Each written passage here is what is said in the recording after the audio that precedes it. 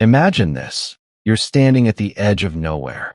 The desert stretches endlessly before you, all burnt sienna and gold, where the sun doesn't just set. It surrenders to the horizon in a blaze of crimson and violet. The air is dry, ancient, carrying whispers of something wild and untamed. And right there, rising from the earth like it was always meant to be there, stands a structure that shouldn't exist. Steel beams, weathered wood, stone that looks pulled from the desert floor itself. This isn't a house. This isn't even just a home. This is a desert courtyard barndominium, and it's about to change everything you thought you knew about living. You see, there's something almost forbidden about what we're doing here. We're taking the raw, utilitarian beauty of a barn, a structure born from necessity, from farming communities and wide-open ranches, and we're infusing it with the soul of a Mediterranean villa. That sacred courtyard, that protected oasis in the middle of absolute wilderness. Its architecture is poetry. Its shelter is storytelling. And people? They're obsessed. Let me take you somewhere for a moment. Close your eyes. Well, don't literally close them. You're watching this, but you know what I mean. Think about every desert movie you've ever seen. The nomad's tent. The Pueblo villages carved into cliff sides. The old Western homesteads where families gathered on porches as dust devils danced in the distance. There's always been something magnetic about desert architecture, hasn't there? Something that speaks to our most primal need for refuge, for sanctuary. And the courtyard? That's humanity's oldest architectural trick. Ancient Persians knew it. The Romans perfected it. Create a space that's protected, that's yours, where the harsh world outside can't touch you. Don't forget to hit that subscribe button because it's a simple way to show your love for these incredible designs.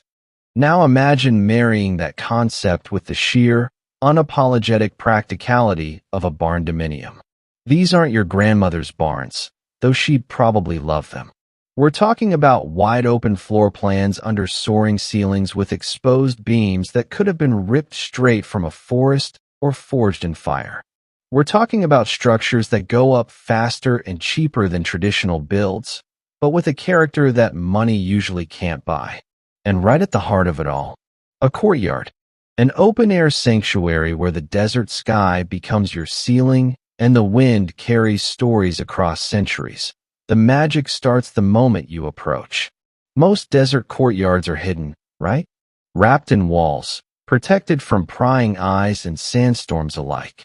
You might see nothing but a fortress from the road, steel siding weathered to a perfect patina, maybe some rusted metal that looks like art, massive wooden doors that could stop an army.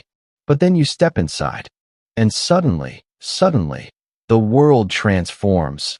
That courtyard hits you like a revelation. Maybe there's a mesquite tree in the center, twisted and ancient, its roots diving deep into the earth searching for water that's been there since before your great-great-grandparents drew breath. Maybe there's a fire pit, because desert nights get cold, don't they? That shocking cold that makes you understand why ancient travelers huddled together under stars so bright they felt close enough to touch. The walls around you, those barndominium walls, they're not just protection. They're embrace. Their arms wrapped around this slice of paradise you've carved from the wild. We share new content regularly to help you create spaces you love, so don't forget to subscribe. And here's where it gets interesting, where the design starts to speak. See, traditional barndominiums are all about that great room concept. One massive space where kitchen flows into living room flows into dining area with nothing but air and intention separating them. It's liberation in architectural form. But at a courtyard, now you're creating a dialogue. Inside and outside start this beautiful conversation. Those steel-framed glass doors, the ones that slide or fold or pivot, they become the punctuation marks in that conversation. Open them, and your living space expands by hundreds of square feet. Your dining room table now looks out onto desert sage and Palo Verde. Your morning coffee gets served with a side of sunrise that'll make you believe in something bigger than yourself. The materials tell their own story here, and it's a story of honesty. Concrete floors, polished or stained the color of desert sand. They're not trying to be marble. They're celebrating what they are: tough, thermal efficient, ready to handle whatever life throws at them. And when those floors extend from inside to outside, flowing seamlessly into your courtyard, that's when you realize the designer understood something profound. There is no inside and outside. There's just living. There's just being. The steel beams overhead, they're not hidden behind drywall like some shameful secret. They're celebrated, left exposed, maybe painted matte black, maybe left raw to patina with time. They carry the weight of the roof, often metal, because in the desert, you don't mess around with roofing, and they do it with a strength that feels almost protective, like the bones of some ancient creature that decided to shelter you. If you found this video inspiring, don't forget to like, share, and subscribe. Your support means to me, and it helps keep the design ideas coming your way. And the wood. Oh, the wood. Reclaim barn wood for accent walls, rough-hewn beams, maybe a statement ceiling that makes visitors stop mid-sentence and just stare. In the desert, where trees are precious and rare, using wood is a statement. It's bringing softness to harsh. It's bringing memory to new. Every knot, every nail hole, every weathered groove, it's history. It's character. It's the opposite of sterile, the opposite of generic. But here's what nobody tells you about desert courtyard barndominiums until you live in one. They change you. Something happens when your home is designed around a central outdoor space. You start living differently. That morning coffee I mentioned, you don't drink it staring at a wall or scrolling through your phone. You drink it in the courtyard, watching the light change, watching a roadrunner sprint across the gravel, hearing the distant cry of a hawk. Meals move outside. Conversations happen under stars. That yoga practice or meditation you kept meaning to start. Suddenly you're doing it surrounded by creosote bushes and endless sky. The courtyard becomes a rhythm. It's where you plant that vegetable garden in raised beds. Because yes, things grow in the desert if you're smart about it. Heritage tomatoes and peppers that laugh at the heat. It's where you string up lights, simple Edison bulbs, or something more elaborate, creating an ambience that no interior designer could ever match. It's where your kids, or your dogs, or your dream of solitude find freedom. Protected freedom. The best kind. If you love this type of look, hit that subscribe button to help us create more videos.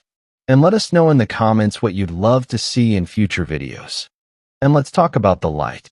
Desert light isn't like anywhere else. It's sharp. It's honest. It casts shadows so defined they look painted. In a traditional home, you're fighting that light, filtering it, diffusing it. But in a barndominium built around a courtyard, you're orchestrating it. Those high clear-story windows, narrow horizontal windows up near the roofline, they catch the light and throw it across your walls in ways that change hour by hour. That southern exposure in the courtyard, you might shade it with a pergola, training drought-resistant vines to create a living roof. Bougainvillea in impossible pinks and oranges. Maybe a wisteria that took 3 years to establish, but now it's a cascade of purple flowers every spring that smells like hope. The rooms that face the courtyard become something special. The primary bedroom with those massive pivot doors that open completely, erasing the boundary between sleep and stars. The studio or office where you do your work while facing that mesquite tree, where creativity flows easier because you're not boxed in by conventional walls and conventional thinking. Even the bathrooms. Imagine a soaking tub positioned to look out onto your private courtyard. An outdoor shower, walls high enough for privacy, open enough that you're bathing under sky. It's luxury without pretension. It's sophistication without stuffiness. There's a technical genius happening here too, beneath all the beauty. Desert living is brutal on buildings. Temperature swings of 60 degrees between day and night. Sun that beats down relentlessly. UV rays that fade and crack and destroy. Dust storms that can strip paint. But barndominiums? They're practically made for this. That metal siding doesn't rot, doesn't crack, doesn't need the constant maintenance of traditional materials. The steel frame doesn't warp or settle. And that courtyard? It's not just aesthetic. It's a thermal moderator. It creates a microclimate. Water becomes art here. Maybe you install a small fountain. Nothing ostentatious, just water trickling over river rocks, creating sound and humidity. Every drop is precious in the desert, so you're smart about it. Rainwater harvesting from that metal roof. Gray water systems that take your shower water and feed those garden beds.